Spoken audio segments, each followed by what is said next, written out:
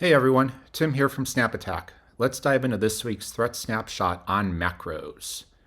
So, if you've been following along on the Twitter nets or in the news, earlier this year, back in February, Microsoft announced plans to disable and block macro-enabled documents that come from the internet. Apparently, this was a pretty controversial change. Earlier this month, they rolled that back and were temporarily delaying that, but it still seems like they plan to move forward. Honestly, again, as a security professional, I think this is a great idea because macro-enabled documents are very commonly used by attackers to gain initial access to your systems.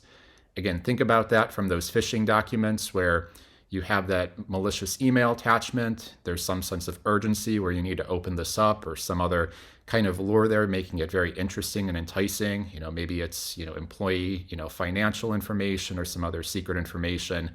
And they do a really good job combined with social engineering to get you to want to click and enable that feature. So taking a quick look at what some of those look like here.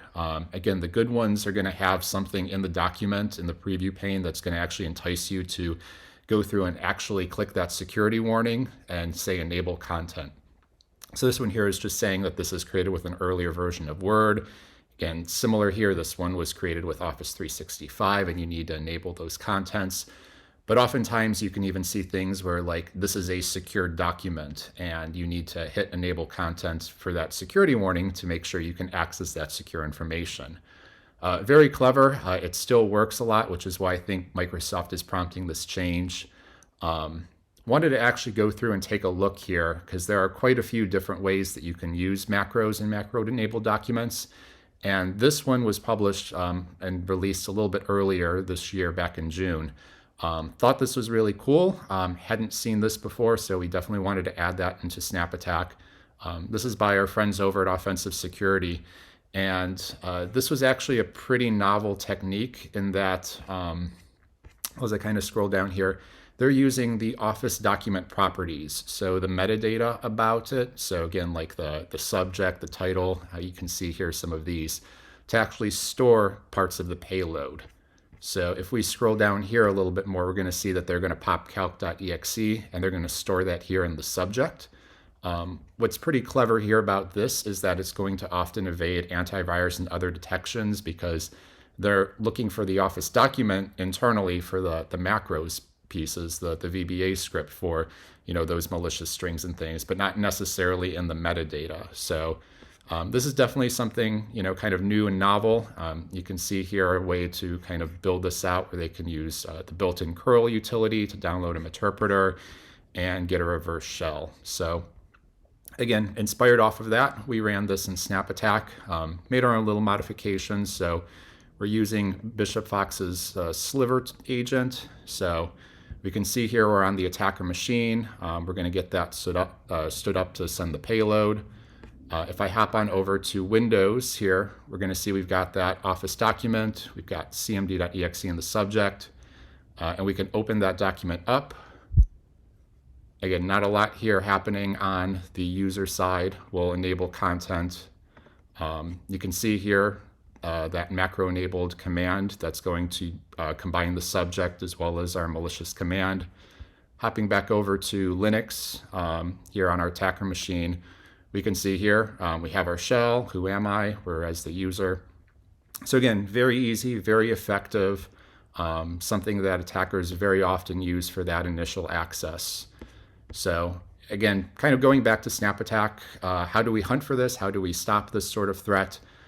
Good news is there's lots of different analytics that you can deploy here. A couple here that are very visible and we're going to take a look at. Talking about some of the parents and children that spawn and some unusual characteristics. Looking at this on our process graph, so we can see here again got our Windows victim. Double clicked that, so WinWord launches from explorer.exe, and we can see that parent-child chain here where this is pretty suspicious. WinWord doesn't normally spawn CMD or PowerShell or other things like that. And then you can see here that curl command going out to the internet or going back to our attacker machine to download the sliver agent and then actually launching that. So again, some unusual parent-child relationships.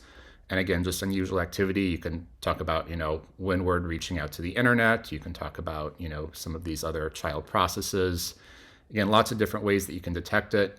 This one is looking for office spawning scripting interpreters. So, Outlook, Excel, WinWord, PowerPoint, launching things like CMD, PowerShell, CScript, WScript, or WMIC.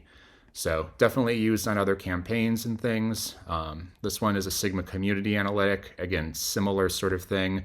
They're looking for the string HTTP being part of it. So similar type of technique here. Again, another way that you can take a look at this is actually doing some prevention. Microsoft has really well documented how you can block internet-enabled macros or block them by default in your organization.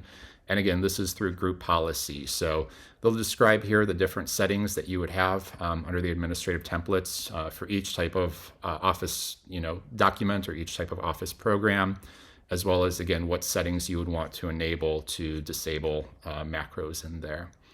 So definitely check that out. Again, SnapAttack Enterprise subscribers have access to all of these analytics and more. We've got attack simulations where you can run macro-enabled documents and other attacks in your network to test your controls and validate them. And again, report on these in the context of the MITRE attack framework. So definitely check it out. Hope you like this series. We'll be doing this weekly, so like, subscribe, and we'll see you next week.